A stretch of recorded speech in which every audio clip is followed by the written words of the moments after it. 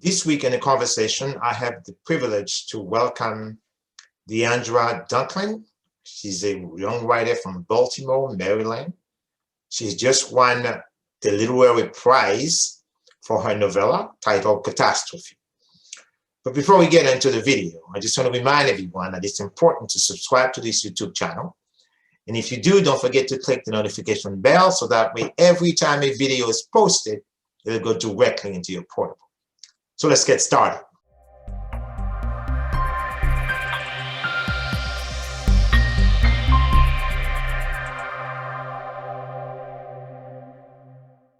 Again, my name is Ardain Isma, and I am here this afternoon with a very interesting author. Her name is Deidre Danklin. Hello. Deidre, I have to say, welcome to the conversation. Oh, well, thank you very much. It's a pleasure to be here. Okay. I know that you've written a short story titled Catastrophe, and the short story won a Literary Prize, and it's set to be published next spring by the Texas Review. So how did you feel when you get the news that, in fact, your writing has been received as the #1 in the literary contest? Amazing. It was great. I wrote a novella. Catastrophe is actually a novella, so it's about 50,000 words long. Oh, okay. And then I did some research on novella prizes that you could potentially get published if you won one of the prizes, and I entered two. But of course, as writers, you know, we never really expect to actually win the prizes that we enter. So it was a great feeling to get that email and find out that I'd actually won one. I like the way you say that. Actually won one. Okay, great. All right. So I read a little bit about Catastrophe, a story between two schoolgirls who somehow made a vow never to let go of each other, but one unfortunately goes off to somewhere in the desert somehow, and the other one stays and actually live a stable life, right? This is how the story unfolds, right? Yeah, that's the setup at the beginning, right? And then there'll come a catastrophe. Exactly. Yeah. Okay. So what happens? So the girls from the desert comes to the rescue with a magic wand or something? I mean, there is a little bit of magic in it. I would categorize it as speculative fiction, or magical realism. Right? Okay. Most of the story is realistic, but there is a little bit of magic in it because I personally love a little bit of magic. Okay. So what happens was these two girls were best friends growing up. And you know how when you're best friends, you pledge to be in each other's lives forever, right? Little girls, you know, everybody goes through a kind of witchy phase in middle school or whatever. I like that. A promise to your best friend, and their promise actually works. So the one girl can hear the other girl's thoughts in her brain, right? So they have this sort of telepathic connection, even as their lives take really, really different paths. And then when this catastrophe hits the world, it's kind of a climate and social unrest, like apocalypse scenario that happens. They both have to deal with that catastrophe in their own ways, in their different lives, but they are still connected by this vow that they made when they were young. And then they come together a little bit at the end, but I'm not going to tell you how. Yeah, we don't want to tell the whole story. We don't want to tell the plot. That's the most important thing. Yeah. So I also understand you're working on your another novel. Yeah, I'm always writing. I'm always working on a lot of projects. And I have a lot of flash fiction, so really short stories. You can find those on my website. I have a list with links. So I'll have a chapbook of that that I'm going to start submitting soon. And I finished the first draft of a novel that's a mythological retelling novel that currently my friends, my MFA cohort, are reading that, and they're going to give me their feedback, and hopefully they like it so that I can revise it and make it better. Okay. Now, is that a fantasy novel or It's like a mythological retelling novel. So I don't know if you're familiar with the work of like Madeline Miller. She did Circe in Song of Achilles. There's also Norse mythology, Japanese mythology, lots of different mythological retellings, specifically from the point of view of women, because a lot of these older stories, like the story of Ariadne and the Labyrinth, for example, or the story of Angrboda and Loki, these are just a couple that I've read recently, are told from the man's perspective mythologically. So there's a room for the novel to expand upon these otherwise unexpanded characters. Okay, I like the way you say that. Okay. Yeah. So I've been working on that. It's specifically about the myth of Deirdre, which is my name, which is a tough one to say, which is an Irish myth, because my father's family is from Ireland. And I've been working on telling that story from the female perspective as well. And, you know, there's magic and sword fighting and cool stuff in there too. So let me ask you this: is the story written in the first person? Yeah, it's actually told from the point of view of two different women, because this is what I always do. I always like to have two different protagonists or two different voices in conversation with each other when I'm writing a longer piece, because I find one voice for a very long time can be a little exhausting. So yeah, it's told in the first person perspective, but from the perspective of two different women. So the point of view shifts over time. It shifts over time. Okay, that's great. So, so when do we expect that we can get our hands on this novel? Yeah. Well, you know, you have to go through the whole process of revising it, making sure it's good enough, and then you have to submit to agents, and then miraculously maybe one will accept me, and then I'll let you know for sure. Okay, but before we get to this part, let me ask you something as a writer. Deidre, when do you think is the best time of the day or night for you to write? For me personally, I'm much more productive in the morning. So I like to get up, drink my coffee, and sit down and write. I'm lucky that I have a flexible schedule and I can do that with my jobs, because by the time it's the afternoon or the evening, I've got a million thoughts in my brain. I am worrying about all this stuff in my life, right? Then I have a harder time writing then. So for me, it's always first thing in the morning. First thing in the morning, yeah. I find out to me, it's the best, especially if I'm dealing with a portion of the story, you know, that's giving me some heck of a time. So I have to take some time off to recharge. But in that moment, morning hours seem to be my best time of the day to write. Yeah, because your mind's clear. You've gotten some sleep. Yeah, that's all very helpful.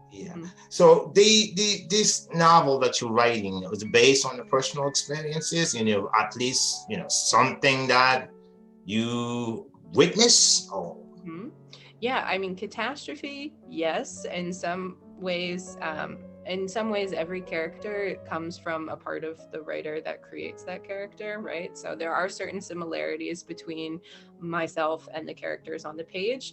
Obviously, their lives are much more dramatic than my life, and lots more. Yeah, and high stakes things happen in their lives.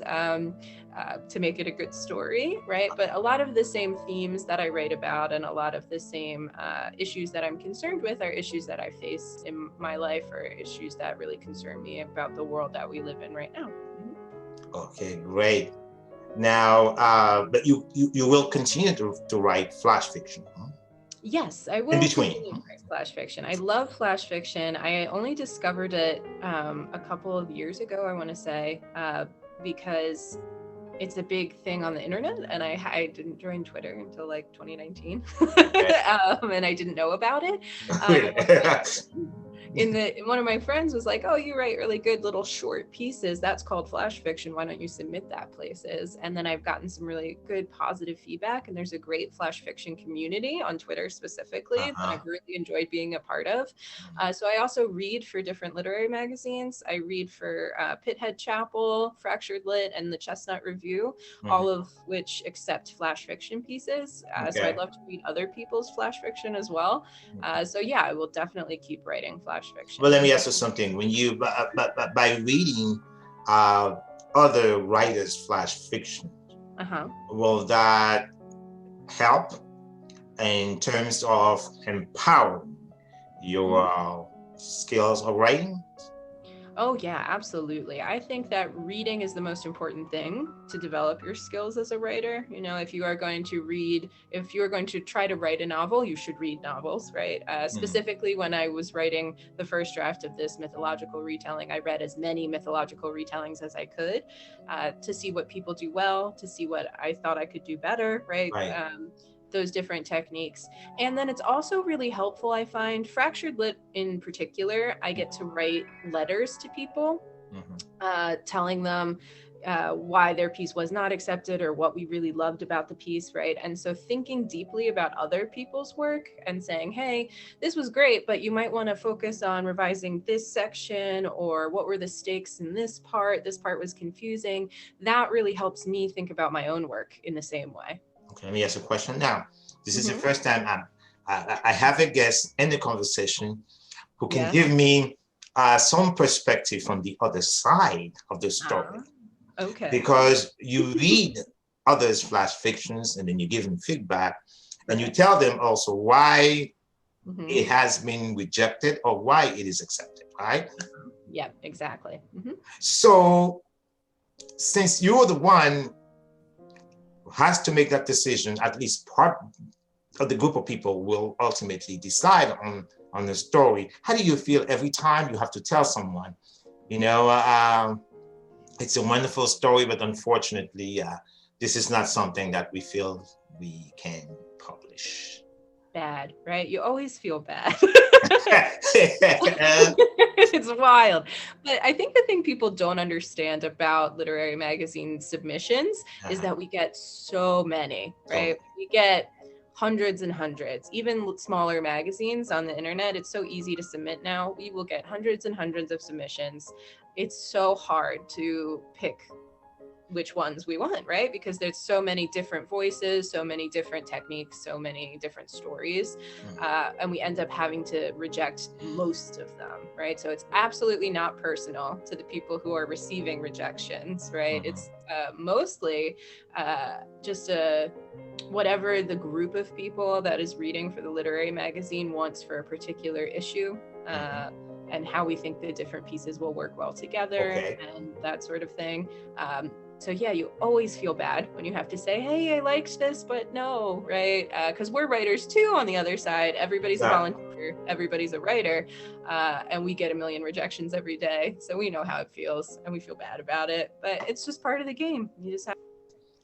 That's great. So many writers, they tend to like the concept of branding their name under one specific genre.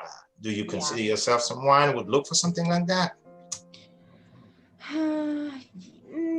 Yeah, I don't know. It's tough because I'm the only Deirdre Danklin in the whole world, right? So anytime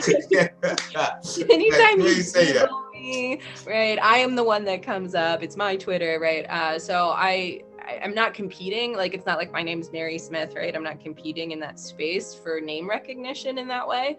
But I do definitely have a style that I like. I like to write mostly stories about women because I'm a woman, and that's the perspective that I embody and that I know the most about. And then mostly I enjoy having fantastical elements in my writing as well.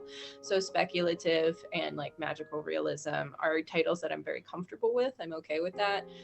It's tough because you don't want to, as a woman who writes about women, for people to be like, you write chick lit or whatever, because there is a certain like brand that will make you be taken less seriously in that regard as a writer, but I'm very comfortable with being writing about women. But let me ask you something, Deidre. You said a certain brand that can make you less relevant. What are they? Just for the purpose of educating our audience out there. Not so much less relevant, but like less literary, right? If that's your goal in life, right? It's not like there's anything wrong with writing romance novels or whatever. Romance novels make the most money out of any books, and they're the most popular. So like, if you can do that and that is what you want to do it. You will be more successful than most writers, right? But there are just like different genres where if you want to write literary fiction, right, there is kind of a hierarchy of genre right there where people are very snobby about it. A lot of that is being broken down by hybrid genres a little bit. So you'll see like literary science fiction, for example, or Okay. like literary historical fiction, right? Things like that, where the prose and the technique and the style is elevated in a literary way, Exactly. Exactly. right? But you still have the genre elements that are so interesting to your audience. So I like to Beautiful. work in that space where I take interesting elements from genre, but I work really hard on my craft and my prose to make it elevated in a literary sense as well. You put a lot of stress on magical realism. If you Mhm. read Gabriel Garcia Marquez, Oh, of course. The father of magical realism. Yes, absolutely. He's wonderful, and I would recommend his novels and his short stories. I teach creative writing called The Handsomest Drowned Man in the World. okay. So if anybody in your audience teaches writing, I would recommend that one for your students. It's magical realism in a way that I find that students really enjoy. Yeah, I am I gravitate towards that kind of hybridization of genre and literature. Exactly. So like Carmen Maria Machado is great, Uh-huh. right? Like Akweke Emeze is great. Han Kang is great, right? Have you ever read The Vegetarian? Like that sort of thing is really what I gravitate towards and I really enjoy. That's interesting, Deandra. But you know what? It's just because of to keep up with the time. Mm-hmm. Every time in the conversation, I have a guest. At some point, we start talking about literature and we switch to something a little bit more cozy, okay? Okay. Because we're human, after all. So you just told me about different writers. Probably you've considered as your best, right? Marquez is one of them, right? Yeah, Marquez is But great. if you were to choose your best, who would that person be? Oh my gosh. What an impossible question to ask. I don't know. I think oh my gosh. I don't know because I love to read books in translation, right? From around the world. That's like one of my favorite things to do. So the books are really, really different, right? Like a book in translation from Mexico is very different from a book in translation from like Norway. But I do love Fernanda Melchor. Did you ever read Hurricane Season? No. That was amazing. What Love. writer is that? From what country the person is originated from? She's from Mexico. Yeah. From So Mexico. it was translated from the Spanish because I can't unfortunately read Spanish, but it was really good and kind of dark. It was very dark, but it was very, very good. Very like rich in its language and description. I enjoy. I also really like Olga Tokarczuk. She's from Poland. She won the Nobel Prize not that long ago, and she writes magical fiction, kind of like magical realism. So I really liked Drive Your Plow Over the Bones of the Dead was her book that I really enjoyed recently. Okay. That was really good. Yeah. But that was what an impossible question to ask me. It is. You're not the only one to say that. But now, okay, let's put that aside for a second now. Okay. I know everyone has some preference when it comes to cuisine. Since you're a young lady, so what is your favorite cuisine? What is my favorite cuisine? I love Nepali food. Really? Yeah, there's a big Nepali community in Baltimore specifically. Oh, really? Okay. Great Nepali food. And also I have a like emotional connection to because I was friends with the Nepali exchange students when I was in college, and I went to one of their parties, and that's where I met my husband. So. Oh, really? That's interesting. He was an exchange student from Germany, and so he was friends with all the other exchange students, and that's where we met. So we love Nepali food. We always get Nepali food for our anniversary. Oh, wow. That's interesting. Now, how about music? Music. Okay, excellent. I love like ambient chamber music. I find it really difficult to listen to music that has lyrics, especially when I'm working, because I'll end up typing the lyrics. So I love like Emancipator and Bonobo and Mogwai and just these different artists that make noises, really melodic, really atmospheric, cool, just like soundscapes that you can work in for a long time. Okay. So since we talk about music, we talk about food, you talk about your favorite author also, although you couldn't come down with the one. Right. Oh, Miko Kawakami also. Sorry. Anyway, Breasts and Eggs is a great book. I read that the other day. Okay. Now, besides the current big novel, larger story that you're working on, any other projects? Yeah, I mean, we've always got the flash fiction, and I also write a monthly flash fiction roundup column for Fractured Lit. Okay. So I'll read usually 3 pieces of flash fiction, and I'll analyze them, and I'll talk about what they have in common, the themes they have in common, and what I responded to. That's posted on the Fractured Lit website every month. So you can check that out to see what the trends are, what's happening in flash fiction in that month. Okay. So, yes, so with that, I'm just going to say it's been such a pleasure. It's been a pleasure. Thank you so much for taking the time to interview me. I really appreciate it. All right. Probably when the story is published next year, we'll probably do it again. How's that? That sounds great. I'll have a little book to show you. Exactly. All right. It's been a pleasure. Okay. It's been a pleasure. Thank you so much. Okay. Bye. Okay.